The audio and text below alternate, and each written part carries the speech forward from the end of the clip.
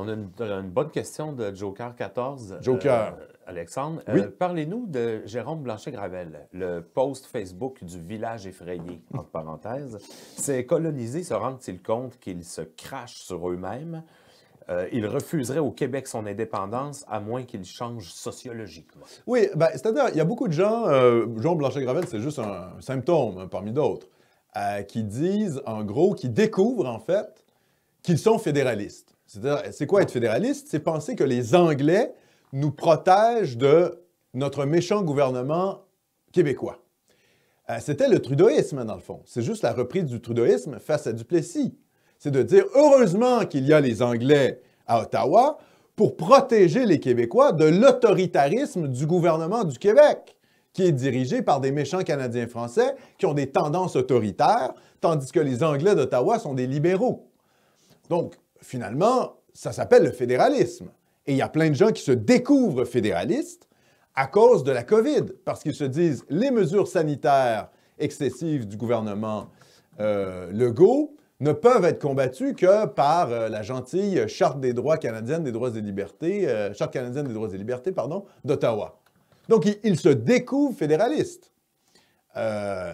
Donc, c'est une pensée assez classique, hein? Je rappelle que c'est ça le fédéralisme. C'est penser que les Anglais nous protègent de nous-mêmes.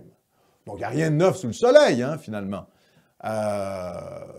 Et puis, voilà, de toute manière, vous savez, il y a dans une partie de, je dirais, de la droite de Québec, on va dire ça comme ça, des tendances extrêmement ethno-masochistes. Ce sont des gens qui sont toujours dans une espèce de haine de soi contre les Québécois.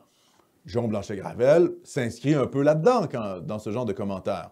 Bien que Jérôme Blanchet-Gravel ne soit pas un anglophile, c'est pas vraiment quelqu'un qui aime beaucoup les Anglais, mais il a ce petit côté Québec bashing sans arrêt. Donc, c'est pas quelque chose de particulièrement, je dirais, de nouveau. C'est un peu banal, au fond, hein?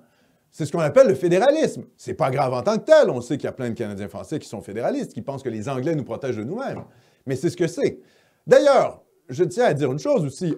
Moi, je suis très critique du Parti québécois et du Bloc québécois. D'ailleurs, on va le voir au courant de cette capsule. Là, je vais faire une critique assez dure du Bloc. C'est pas parce qu'on critique les partis souverainistes qui confondent la social-démocratie et l'indépendance que ça fait de nous des fédéralistes. On peut très bien critiquer le Bloc québécois ou le Parti québécois et être souverainiste et être de droite. Donc, il ne faut pas confondre, vous savez, les partis politiques qui défendent l'option séparatiste et l'idée du séparatisme en elle-même. Ça, il faut faire une nuance. Je vois que Philippe veut réagir. C'est comme les zinzins des manifestations avec les drapeaux du Québec à l'envers. Hein? C'est comme si... Ah oui, ça c'est un problème. C'est comme... Les patriotes américains ne défilent pas avec le drapeau à l'envers parce que Biden est président. C'est pas parce que Arruda est dégueulasse qu'il faut s'en prendre à notre drapeau, ça fait pas de sens. Exactement.